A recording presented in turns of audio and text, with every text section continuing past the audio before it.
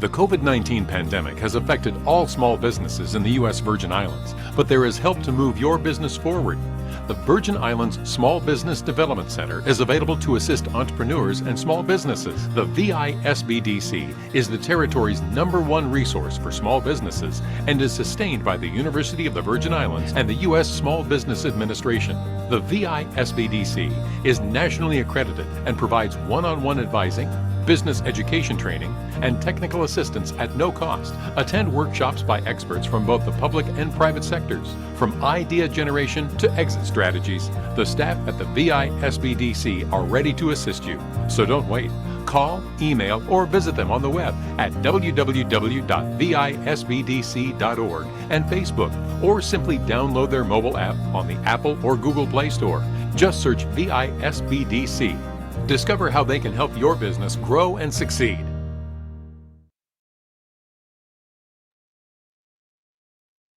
Morning, everyone, and welcome to the VISBDC's hosting of the USVI Financial Preparedness Webinar Series. The goal of this series is to financially prepare small business owners to more than just stay afloat and maximize profits through effective financial planning. Today's session is entitled Investment Basics and Investing at Retirement. Let me take a brief moment to recognize our presenter for today, Ms. Maxine Fredericks. Maxine Frederick is an exceptional individual with a wealth of experience and expertise, making her one of the most valuable assets in the realm of emergency management and disaster recovery. With a distinguished career as a retired Federal Emergency Management Agency FEMA employee, she has left an indelible mark on the field. At FEMA, Maxine spearheaded critical projects such as the Hurricane Marilyn 1995 Virgin Islands Roofing Program, a resounding success achieved through seamless collaboration with the entire USVI team. Her proficiency as a subject matter expert in grants management programs is unparalleled, having administered, instructed, managed, and mentored these programs across various states. Notably, she demonstrated remarkable negotiation skills, effectively navigating through multiple agencies to facilitate FEMA's administration of the Reality program.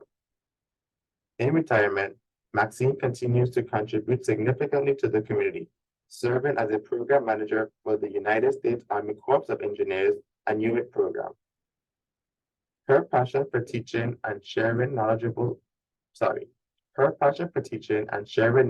led her to become an esteemed instructor for the Emergency Management Institute.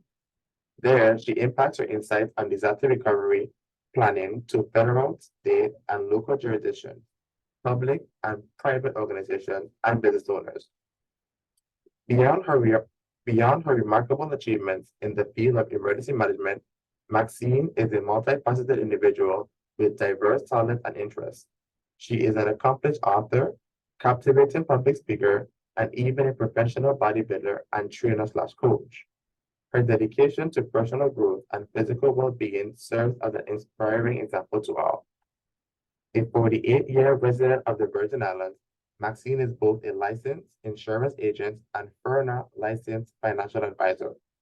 Leveraging her expertise, she generously offers complimentary, no-obligation financial preparedness courses for individuals, families, businesses, and organizations of various kinds, including HUD first-time homebuyers.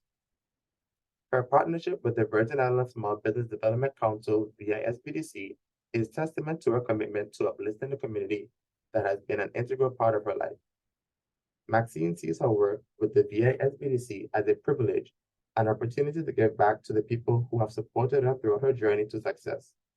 As a former client of the VISBDC, she was awarded Innovator of the Year for Creative Business Ventures. Her passion for community service and her profound impact on disaster management and financial preparedness make her an invaluable asset to the VISBDC community. Come August 2023, when Maxine imparts her knowledge through the training, there's no doubt that it will have a lasting positive influence on all who participate. Just a friendly reminder to put your questions in the chat, and they will be addressed by the presenting team either in the chat directly or later during the question and answer segment. A copy of the presentation is available upon email request at info@visbdc.org. We encourage you to take a few minutes after this training to fill out the survey that lets us know how we are doing. Ms. Fredericks, the floor is now yours.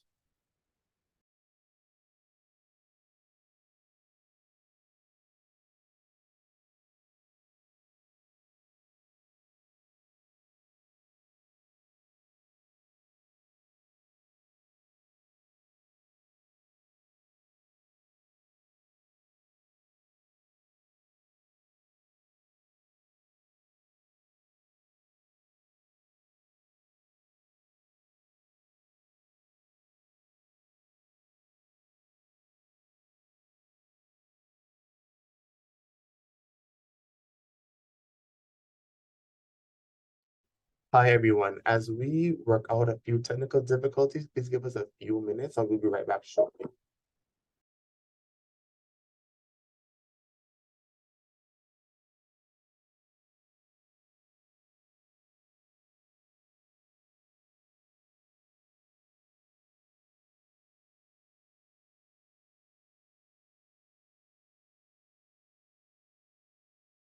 Was growing up in Florida.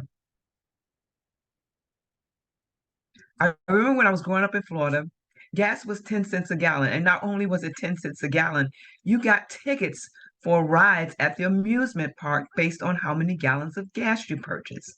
Today, that same gas that was 10 cents a gallon is now $3.44 a gallon. So you have to understand that inflation will affect the amount of money that you need to put away for retirement. And then there's the magic of compounding. We've talked about the rule of 72. Grace Gorner, she was a woman, she had a very simple lifestyle. Her story is a testament to the power of consistently investing and utilizing compound interest. In 1935, she graduated from college. She lived a very simple life.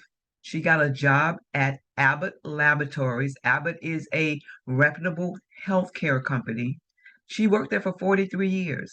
But one of the things she did when she got that job in 1935, she bought three stocks in the company, an Abbott. She bought three stocks, and each of those stocks were $60 each. So $180. She never sold the stock, and she chose to reinvest all of the dividends that she received. So over the years, the stocks began steadily grew. The company did very, very well. Her three initial shares multiplied. By the time Grace passed away, she passed away in 2010 at the age of 100. That initial $180 investment had grown to a staggering $7 million, thanks to the magic of compound interest and consistent growth of the company. So it seems like so far-fetched, but it doesn't take a lot of money. You just need to be consistent, and you just need to invest where your money is going to get the most interest. Now, the most important thing is risk tolerance. How you invest and the way you invest matters. It doesn't matter what kind of investments you choose. It could be stocks, it could be bonds, it could be mutual funds, real estate, commodities, whatever investment vehicles you choose, you should understand, and you should understand and have the risk tolerance for what you're investing in. So these are the three key things in determining the kind of retirement lifestyle that you're going to live. Investing is not just about growing your money. It's about making sure you can kick back comfortably and do all of the things that you want to do. You want to travel. You want to own your own business. You want to invest.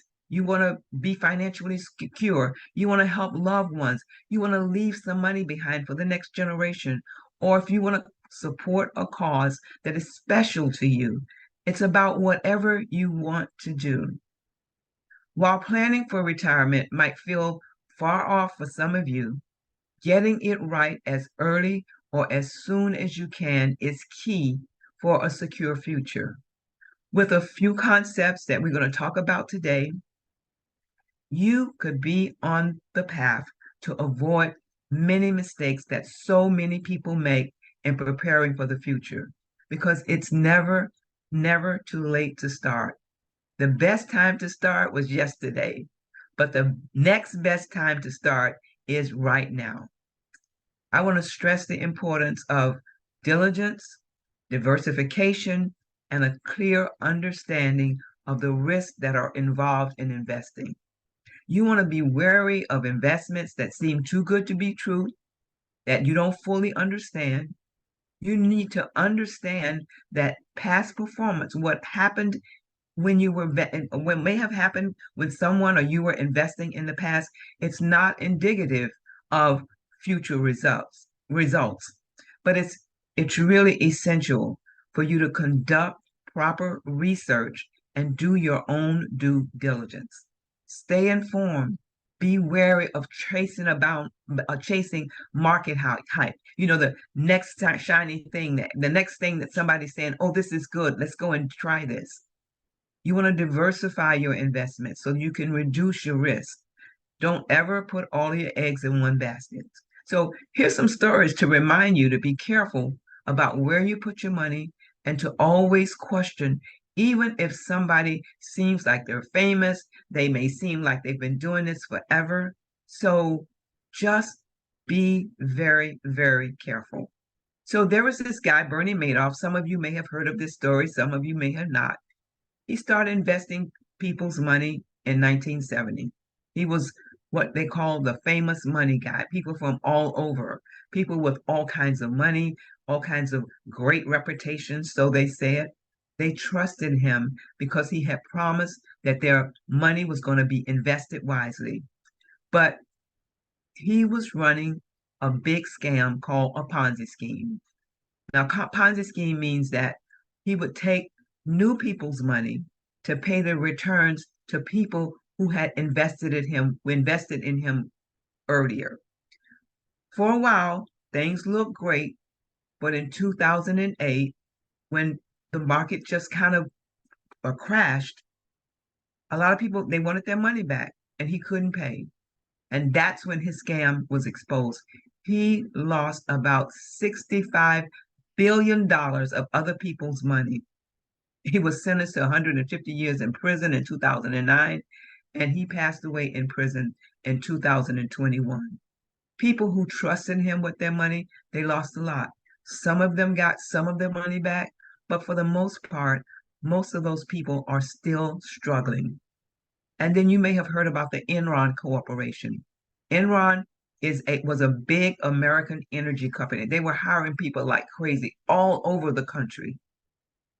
They use secret partnerships to hide their debt and fake the profits that they were making.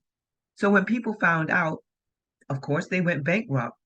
But all of the people they had employed who had bought stock in the company, had invested in their retirements, they were totally, totally gone. This was like the biggest US bankruptcy at that particular time. So I share these stories to remind you, be careful about where you put your money and always question, always do your due diligence. Be wary of chasing what's popular, what's trendy, what's shiny, without understanding what you're doing, and always diversify your investments so that you can reduce your risk. Thank you, Virgin Islands Small Business Development Council, for allowing me this platform. And I want to thank you all for being here today. Welcome to Investing Basics and Investing at Retirement. My name is Maxine Fredericks. My daughter Melissa and I are business partners. We offer complimentary, no obligation financial education to anyone who's interested. It could be an individual, your family, a group. It could be your church group. It could be anyone. It could be your business. It could be your employees. Just text us at 770-733-9654 or 770-688-7812. So my road to financial freedom is, when I tell you this story, you're going to go, wow. My road to financial freedom did not start because I had a great financial history, financial education, or financial background. It did not start that way. So I'll tell you my story. And I am sort of a little lost here. Something's kind of gone wrong on my screen. I apologize. Um, I totally apologize. Give me 1 second, please.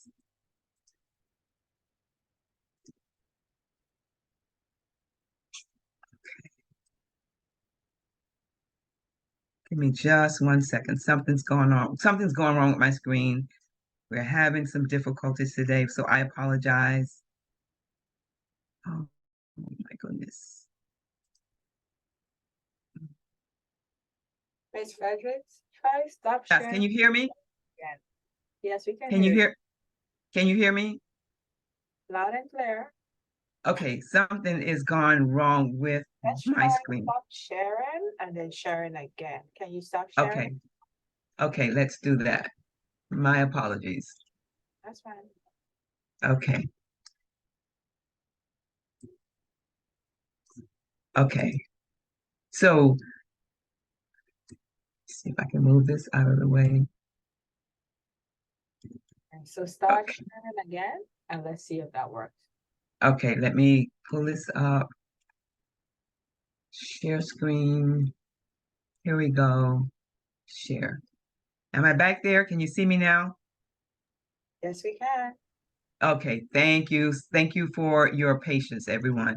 So my road to financial freedom, it didn't initially start because I had a master financial plan and I was not a business major in college.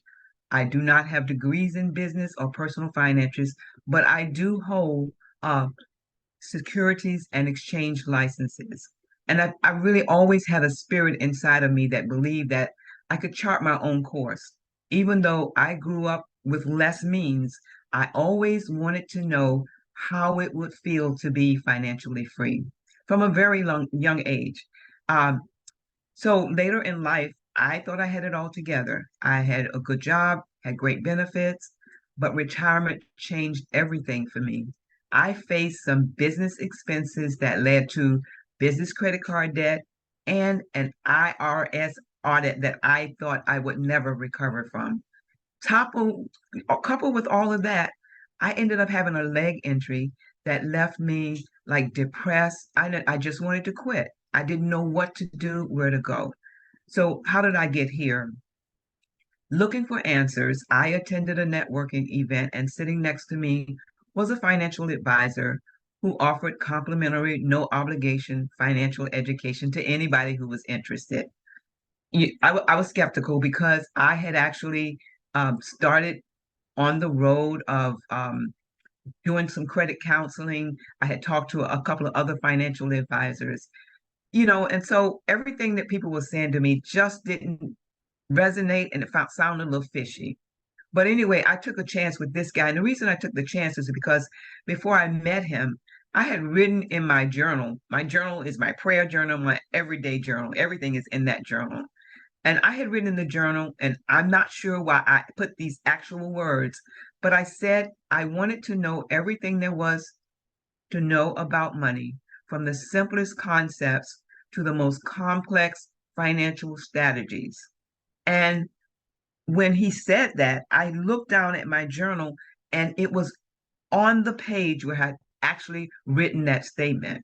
So, needless to say, I went ahead, I got together with the guy, and true to his word, there was no cost to whatever he did.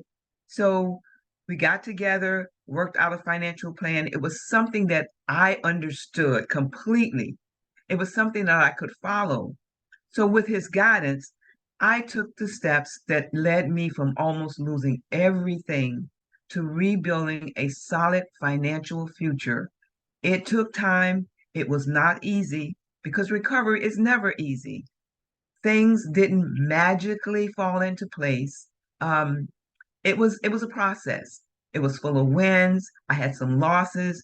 I learned some lessons, but the lessons that I learned reshaped my financial mindset. So I'm here to tell you that if I can do this, so can you.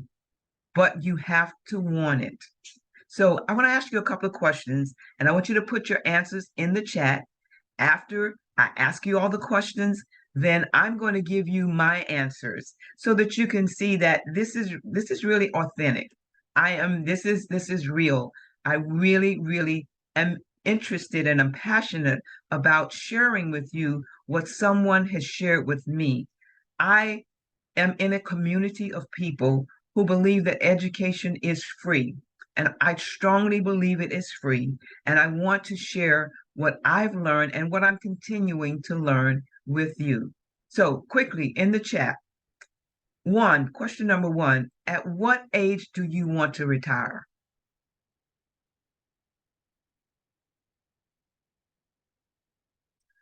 Question number two, how much savings do you think that you will need when you retire?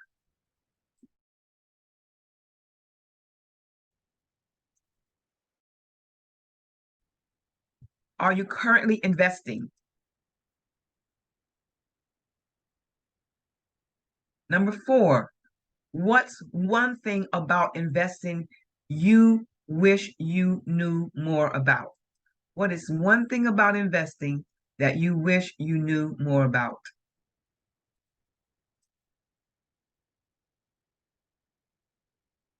And number five, what is one thing you would like to know about investment and retirement?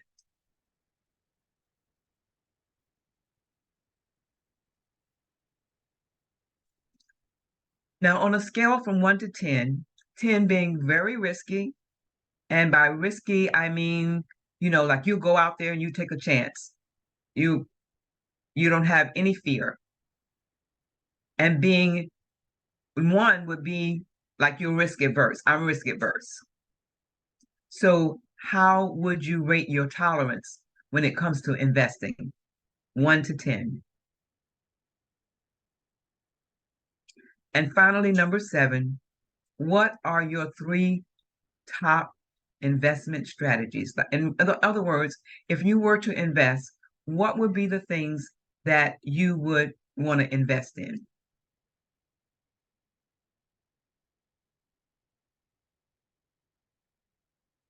Okay, so I'm going to share my answers with you. For me, I never really thought about I wanted to retire. I knew I wanted to do something different. And that something different was, I had been in business before. I was pretty successful, even though I didn't have a great financial education. But I knew I wanted to go back into business. And number 2, I figured that I would need somewhere about $75,000 in some kind of investment accounts, that was age appropriate for me. Stocks and bonds is what I was looking at. And I figured that if I had like 1.5 and up million dollars in real estate investments, that would be good. And then I wanted to have $5,000 to $7,000 a month in living income. And that will come from my retirement benefits, Social Security, and the new business income that I was going to generate. So that was what I thought and wanted. And number 3, yes, I am currently investing. Number 4, the one thing I wish I knew about investing was the importance of starting early. Now, it wasn't that my mom didn't drill it into me, but because I didn't understand it, and not only because I didn't understand it, we had so little that when I got money, I wanted things and I wanted them right away. So I wish I had started earlier. I didn't really start, seriously thinking about investing in myself with my own money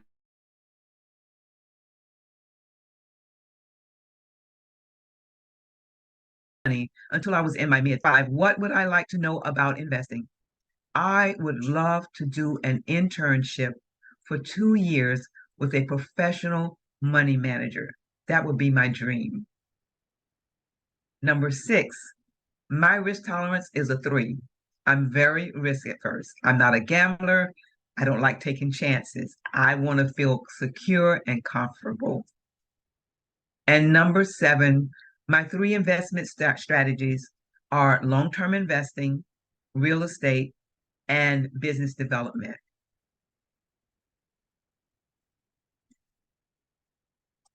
So, okay. So today's agenda, we're going to talk about interest rates. We're going to talk about the importance of investment vehicles. We're going to talk about systematic investing, some saving concepts, investment phases, the different phases of investment, investment risk, and investing for retirement. That's what we're going to try to cover today. And it's a lot, but I think we'll get through it all. So, investing is a universal language of opportunity and growth. Investing it's powerful. The power of financial wisdom is unparalleled. It doesn't have any borders, but it holds potential for everybody. Okay, so we talked about how money works in our society in the very first session on how money works. And we talked about that when you go to a traditional financial institution, it could be a bank, a credit union, or an insurance company, you put your money in, they immediately take that money out the back door and they loan your money to large businesses, large organizations, and they get high rates of return on the interest.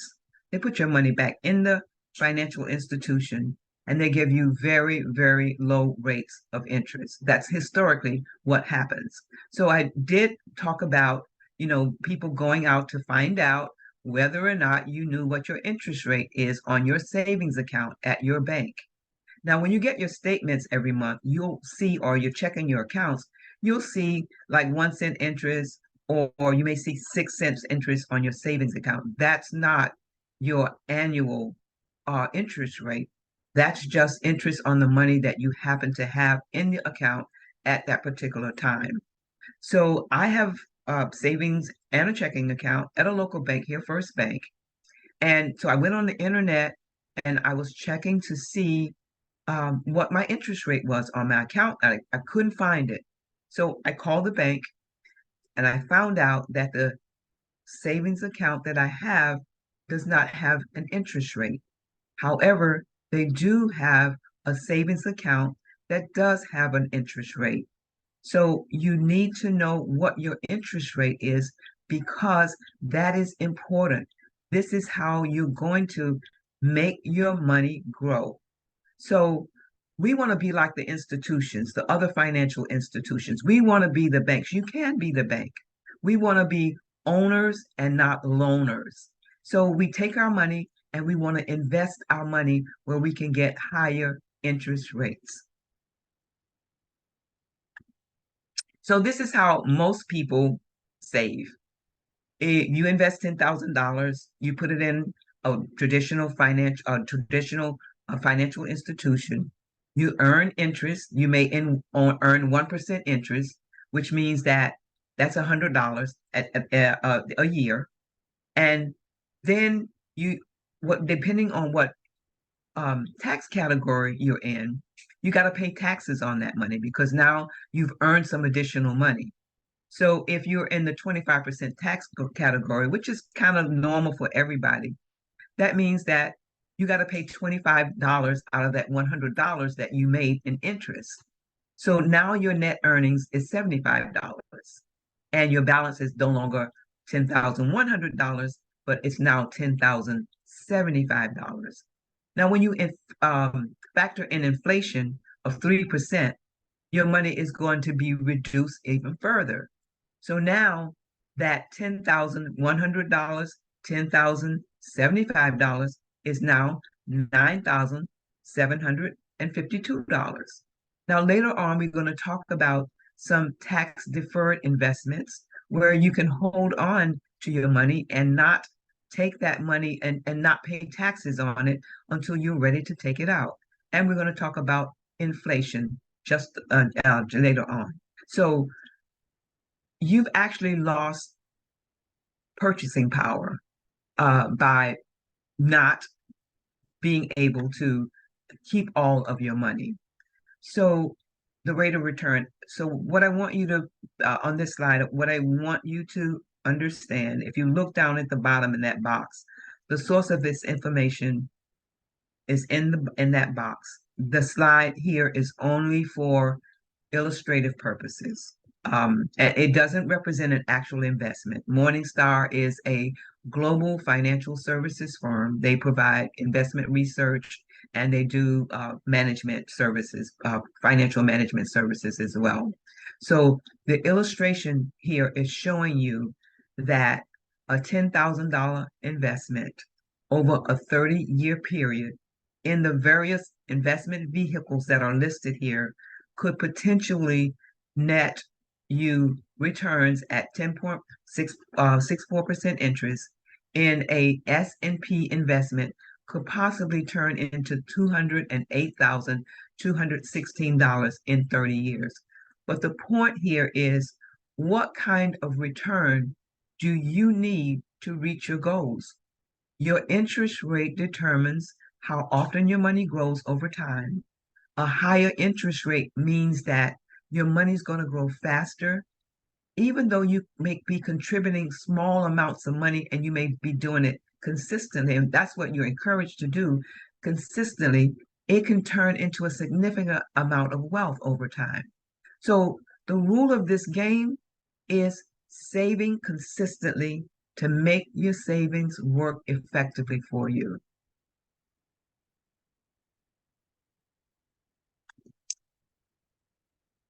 So mutual funds, and we've talked about mutual funds before. We talked about it in the very first session. We talked about mutual funds are probably one of the most effective long-term investment vehicles that there is around. So how mutual fund works, and it's like everybody pooling their money together. And so these are multiple investors. It's very similar to a partner hand. And what happens is that this money is managed by professional money managers. So all of this pool of money, if you have a retirement fund where you're working, if you have a 401k or IRA, it is most likely invested in mutual funds. So this is a diversified portfolio of stocks. These are some examples of the companies that might be in a mutual fund. They allow individual investors to benefit from a large portfolio without having to buy an individual stocks and individual bonds. So the idea behind mutual funds is the pooling of resources. When you invest in a mutual fund, your money joins many other investors, allowing you for a larger combined investment in the market. So this pool structure, it doesn't just provide you with diversification, but it offers you economies of scale in trading and other transaction costs. Mutual funds have been a trusted investment vehicle for decades. The first mutual funds were started in the United States in the 1920s. And no one has ever lost all of their money investing in mutual funds. Think about it. If you have a retirement, your money is invested in mutual funds. The popularity of mutual funds just continues to grow. When I tell you they're managed by professional money managers, so a professional money manager's job is to analyze the market conditions. They forecast trends. They make strategic decisions about where to invest all of this money. So their expertise can provide an edge, especially for individual investors like you and me, who may not have the time or the knowledge to manage your own portfolios. One of the major strengths of mutual funds is diversification. A single mutual fund can hold stocks from a few dozen to over 150 different companies. That's one mutual fund. So what this spread does, it allows to help to reduce the risk. So if one company is not performing very well, the overall impact of the presence of all of the other well-performing assets will be to your benefit. So why would you consider mutual funds as an effective investment vehicle? Because they offer diversification. They have professional money managers, and they're liquid, meaning that you can generally buy or sell your mutual fund shares at any time based on their current value. Additionally, for those who might not have extensive knowledge of the stock market or a large capital to start with, you can invest in mutual funds with as little, in some places, as $25 a month. So your money's always accessible to you. It's a way to enter the world of investing. So mutual funds represent a time-tested, efficient, and a user-friendly way to invest in the broader market. They combine the expertise of professional managers with the benefits of diversification that will allow you to have a steady stream and a return on your investments if you are an individual investor who's just getting started. So that's one of the investment vehicles that we recommend that you actually get started with if you haven't already started. So now we're going to talk about systematic investing. So what is systematic investing? But before we get started, I want to ask you a question, and I want you to share your answer in the comments. Suppose you had an extra $100 every month that you were looking to invest. And without knowing any of the details, would you feel more comfortable investing your $100 in a market that's steadily rising? Or would you feel more comfortable investing that $100 in a market that goes up and down and up and down?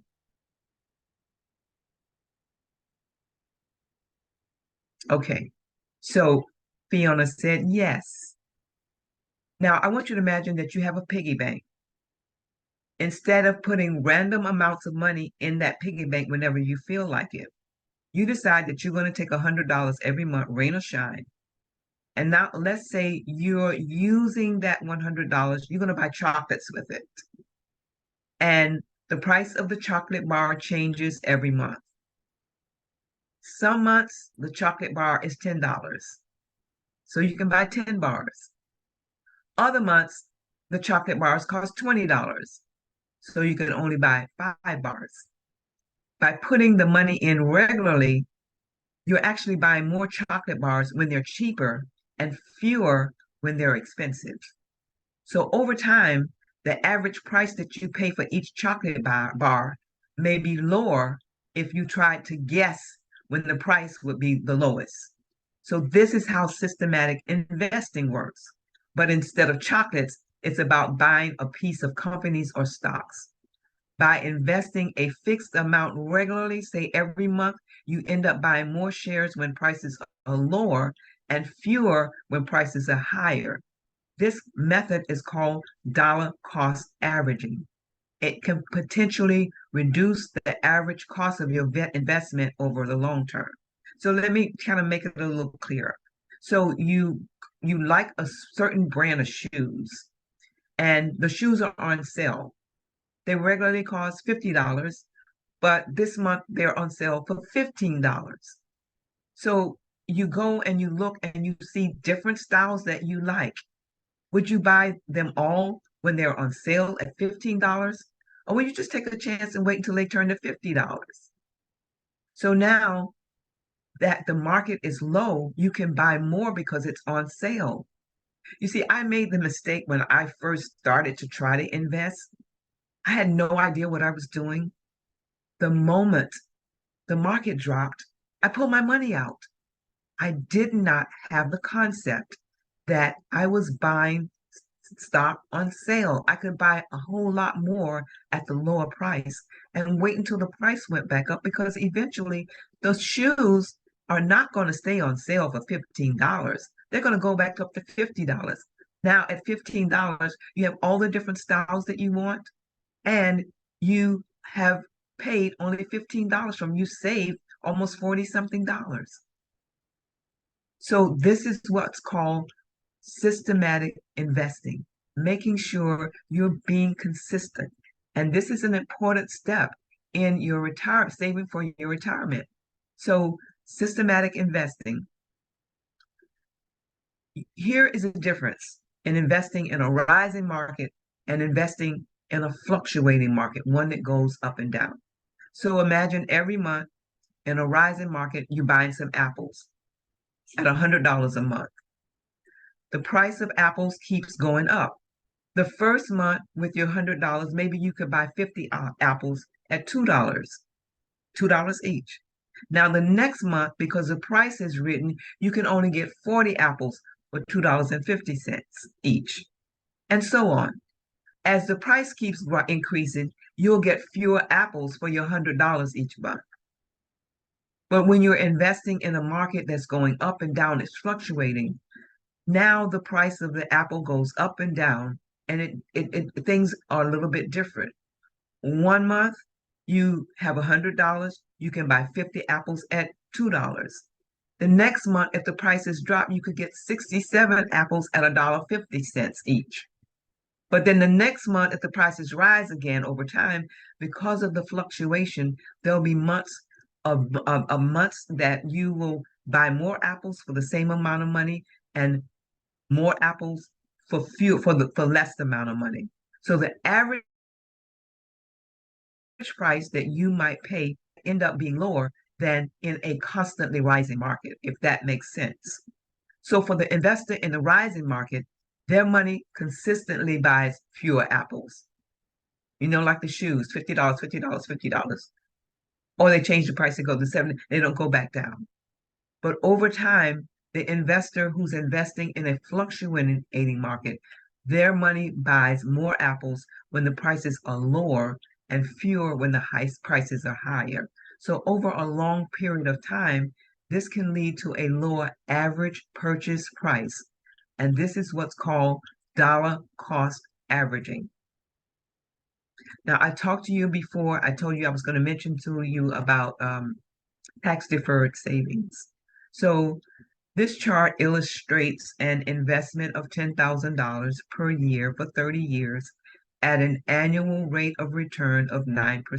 So that simply means that the person is has saved $10,000. They haven't touched that money. It's been sitting there for 30 years. The average rate of return has been 9% every year. They have a federal tax rate of 25% because they're in the 25% tax bracket. However, their taxes have been deferred because they have put their money in a special savings jar where you can let your money grow.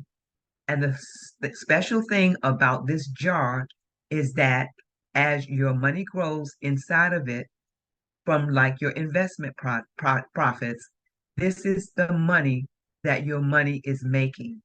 You don't have to pay taxes on those profits right away. Instead, you only pay taxes later on, usually when you decide to take your money out of the jar. So this can be beneficial because your money can grow faster inside the jar since you're not taking some out for taxes every year. Make sense? Oh, my time is going fast. So by the time you take your money out, when you retire, you might be in a lower tax bracket and you could end up paying less in taxes than you would have when you were working. So retirement accounts like 401ks, IRAs, these are tax deferred vehicles. The high cost of waiting is like I mentioned before, I wish I had started sooner. So imagine you got a forest and you got 1,000,000 trees. Maybe you got 1,000,000 coconut trees and you want to have 1,000,000 coconut trees by the time you reach the age of 67. So starting early, if you start planting these trees early, if you start in your 20s, you might not need to plant as many trees every day to reach your goal because each tree that you plant also is going to earn interest on your investment because it's going to drop seed and it's going to make new trees. So over the years, your forest is going to grow not only because of the trees you plant, but also because the trees that grow from the seeds of the ones that you already planted. Now, if you start later, when you're 50 years old, you'd have a lot less time. This means that you got to plant a lot more trees every day to reach your $1 million mark by the time you're 67. So I'm going to move on a little faster here because our time is running out. And I want to talk to you about the phases of investment and the Miss phases of Edward? investment. Did you say something, Sharika? Yeah, I didn't want you to rush because we did have a few technical difficulties. So Oh, just okay. follow I the didn't know, but time. we had to complete. Oh, thank you so much. Okay, thank you. Thank you. So let me just go back because I wanted to talk about starting early. It's really important that you start early. So if you start planting trees early, like I said, you're 20, you might just need to plant a few trees. But if you wait, like when you're 50, it's not that it's impossible that you can't get that million trees, but what it means that you're going to have to plant a lot more trees every day to reach that million mark by the time you get to age 67. Not impossible, but it's a lot more work and it requires more trees to begin with. So the same idea applies to saving money. The earlier you start investing, the more time your money has to grow on its own through compound interest. And if you wait, you'll have to invest a lot more money each month to reach the same goal. So waiting to invest can end up being much more expensive than starting earlier. The magic is giving your money the maximum amount of time it needs to grow and multiply. And this is so important. These are concepts that we need to share with our children. These are phases of investment. So we've got the accumulation phase. That's the ages between 18 and 55. Then you've got your protection phase, ages 55 to 65, and your distribution phase, age 65 and up. So imagine you're building a cistern and you're building this huge system because you need to store water. And this is what you're doing in the accumulation stage between the ages of 18 and 55. Every day, all the water that you can get, you're directing it, the rainfall, you're directing it into your system. You might even purchase water if water's on sale. Okay, let's go get some water because it's on sale. So your focus is collecting as much water as possible. Similarly, from the ages of 18 to 55, you're working and you're earning. You're trying to save, you're trying to invest as much money as you can. It's the time when you're putting the most into your financial system. The protection phase is ages 55 through 65. Now you're safeguarding your system. Now that you've collected a significant amount of water, you want to start making sure that your system walls are strong. You want to make sure that there are no leaks in the system. You want to maintain the quality of the water in the system. And in the same way, from ages 55 to 65, you want to shift your focus from just saving money to also protecting what you've accumulated. You might move some of your investments to safer options, or you might buy some insurance to ensure that you don't lose your savings due to sudden market changes. And then there's the distribution phase. That's age 65 and up. That's when you start using the water. Once your system is full and has been well protected, you begin to use the water for your needs. Maybe you use it for your daily needs, or maybe you use it to irrigate your garden, or you might even want to share with your neighbors. So similarly, from age 65 and on, you're going to start withdrawing and using the money that you saved and accumulated over the years. You're not working as much, or you may not be working at all. So you're going to rely on your savings to support your daily lifestyle, your retirement income needs. This is what we call water for daily life. Just like you need a certain amount of water to drink every day, to cook, to maintain your home in retirement, you need a certain amount of money to meet your daily expenses. So this includes everything from food, housing, healthcare, leisure, all of your activities. So it's essential that you ensure that your system, your savings can support these needs for the years to come.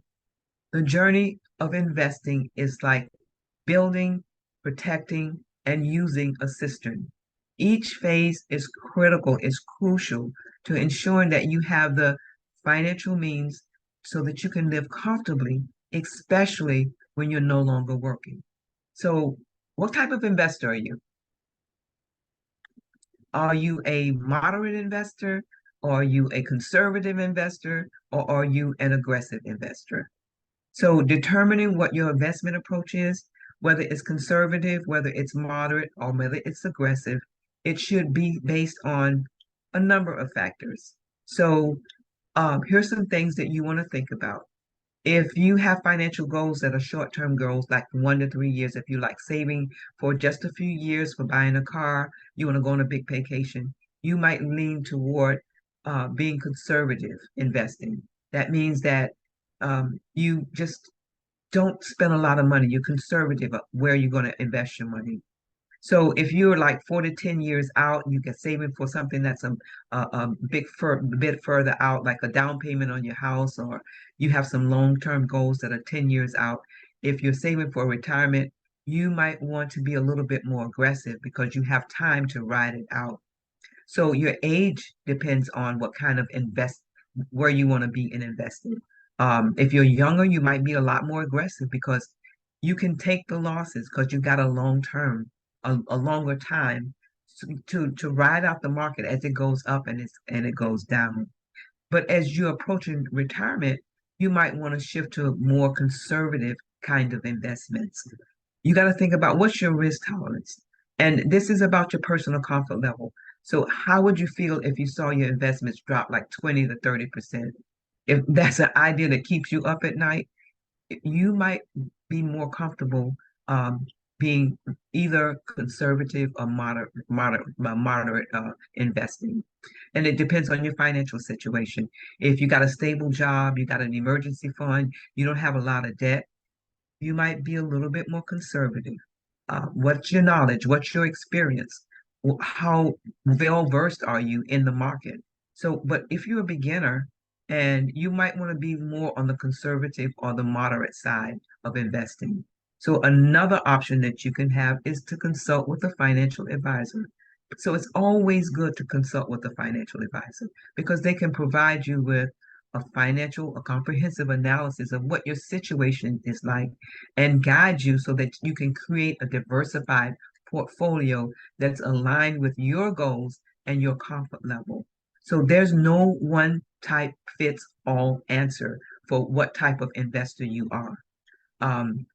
It's about blending your goals and your comfort and your risk level, whatever your financial situation and whatever your investment knowledge is, so that you can find the right approach for yourself. Remember, it's okay that your investment strategy evolves as you grow and your life changes. So here's a little exercise, and I don't know how much time we have, but this is an exercise to help you determine the kind of investor you are. Are you conservative, moderate, or aggressive? So we'll use the analogy of a playground to explain this. Imagine you go to the playground and there are different kinds of swings and slides. You got to know your risk level before you hop on a ride, or if you go into an amusement park. Are you comfortable with heights? Are you comfortable with speed? Are you comfortable with tricky maneuvers? If you're terrified of heights, you probably won't enjoy the tallest slide. So you probably get on a slide or a swing that's conservative, something that is gentle. It's not going to make you fall off, and you will feel very safe. So if you are a moderate investor, you might choose like the regular slide on the playground. The regular slide is taller. Than the general slide swing, but it's not as daunting as the spiral slide that we're going to get to. So you might be ready for a little bit of excitement, but you just want to keep it down a little bit. Now, if you're an aggressive investor, that's the person that's on the spiral slide. It's going up and down. It's going very fast. So you're probably the person who's excited about the tall, twisted slide. You're that person, like you have the thrill. You like the thrill. So you'll take bigger chances. But it really just depends on your style. So what types of you should have a couple of accounts in your savings. You should actually have a money market account. That account is for uh, things that you need to do right away. Your long-term savings account is for retirement, it's for putting money aside, it's for long-term. So those are the two kinds of accounts that you should have. So this is important. Why should you continue to invest in important when you retire? So when you retire, it doesn't mean that your money stops working. You want to continue to invest so it can help your money to grow. Even though you're beginning to use your retirement funds, you want to ensure that you got enough for the years ahead. You don't want to underestimate the number of years that your retirement money is going to last. And that happens to a lot of people. We're living longer now. We have better health care. So you might think 20 years, but suppose you live 30 years. So you want to make sure that you've accumulated enough, you have a big enough nest egg to carry you through. So if you haven't saved enough before you retire, you could struggle trying to be able to meet your expenses. You don't want to withdraw too much from you too soon. You want to think about, hey, you don't know the things that are going to come up. So you want to make sure that you're not withdrawing too much of your money too soon, and there won't be enough pie left for later, and you'll miss out. You need to understand your retirement risk. You need to make sure that you don't use your money unwisely. You want to make sure that you're making sure that your money is going to last for you. And you also you want to make sure that you're making really wise decisions. So by continuing to invest and being smart about spending, this can ensure that you have enough money to fuel your entire journey. The beauty of this approach is that you don't have to constantly watch the market. You don't have to try to predict its move. You just simply invest consistently. And over time, this discipline is going to help you build wealth. So before you retire, consider all the what ifs. What ifs? There are three risk areas that you should consider before you retire: the longevity risk, the market risk, and inflation risk. Longevity is the risk of you outliving your money. Running out of money could pose a genuine threat to your financial security. Your market risk: once you retire, you should continue to diversify your portfolio in retirement so that you can be sure whether you will have enough money, or depending on how the market is going, whether it's up or down. And you want to keep pace with inflation.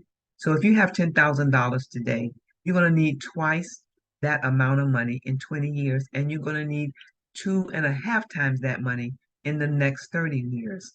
So while longevity, the market, and inflation are somewhat out of your control, it's important for you to be able to be aware and to prepare for all three of those types of risks. So I am well over my time. I thank you all for joining. If you have questions and you have them in the chat, are there any questions in the chat? Do we have time to answer questions, or do we need to end right now? Let's give it a few minutes for questions in the chat.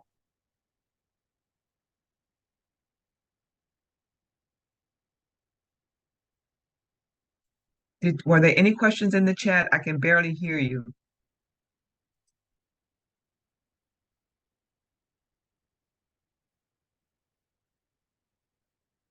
See if I can find the chat.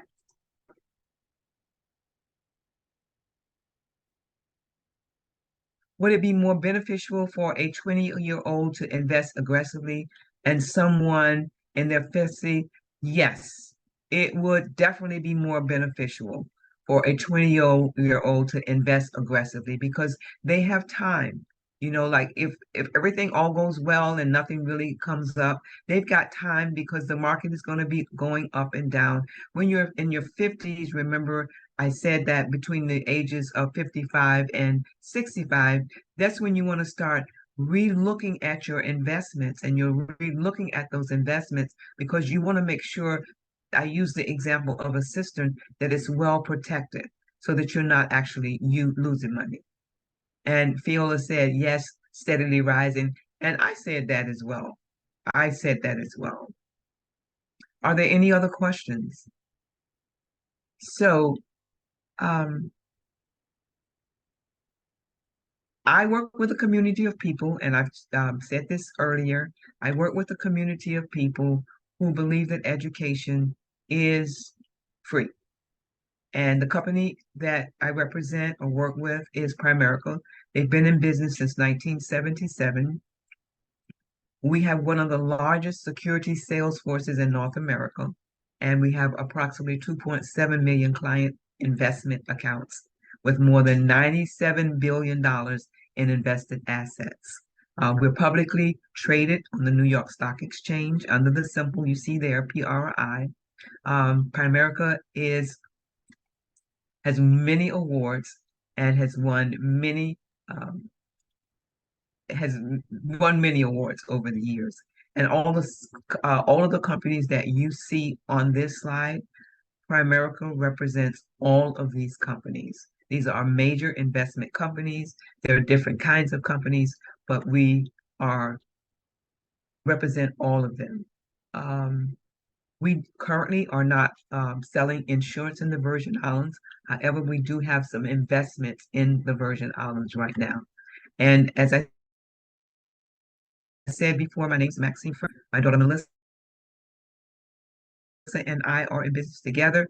Questions, anything you need to know, we will provide you with a complimentary, no obligation financial education. We do it for individuals and families and groups and businesses, employees, employers.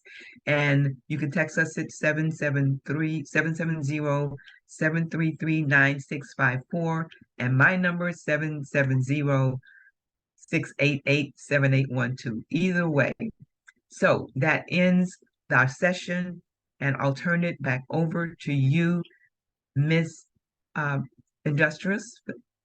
Yes, so there is one more question in the chat, and it Yes. asks, would it be wise to purchase mortgage payment insurance in your portfolio, or should you just purchase a life insurance policy? Okay, so if I'm not mistaken, and I don't want to answer you incorrectly, the mortgage, are you talking about the mortgage insurance that if it's really like a mortgage that you have, there's already mortgage insurance in that in your mortgage. Is that correct? To the person that asked the question, you're already paying mortgage insurance, correct?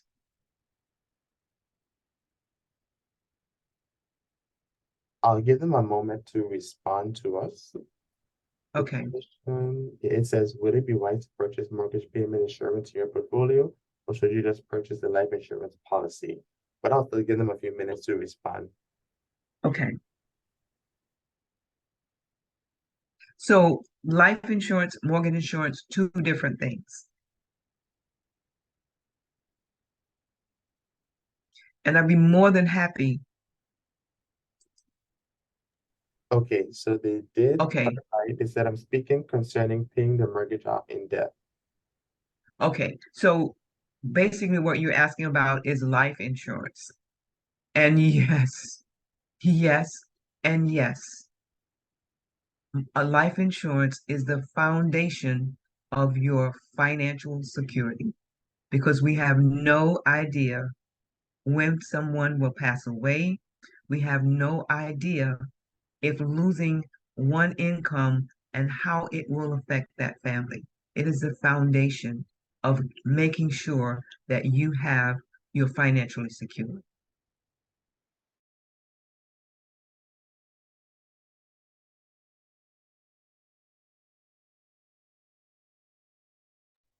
Okay, so if there are no more questions at this time, I will proceed to concluding this session. The SBDC has so much more in store for the USVI small business community. Visit our website at www.visbdc.org. Download the VISBDC app on your mobile device from the appropriate app store. Like and follow us on Facebook, Instagram, Twitter, Google My Business, and subscribe to the VISBDC YouTube channel for new uploads of our demand webinars. In the future, we do have a few upcoming webinars, and I'll share them with you right now. On August 29th, we have the SBA Government Contracting 101. On August 30th, we have the Financial Preparedness Series, Retirement Savings. And on August 31st, we have the Business Development Series, We All Keep Score, the Fundamentals of Personal Credit. Lastly, I would like to encourage everyone to please visit the VA SBDC training portal on our website or within the VA SBDC app for more information on more events. I don't see any more questions.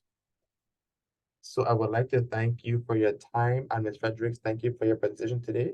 On behalf of the entire VA SBDC network, thank you for your participation.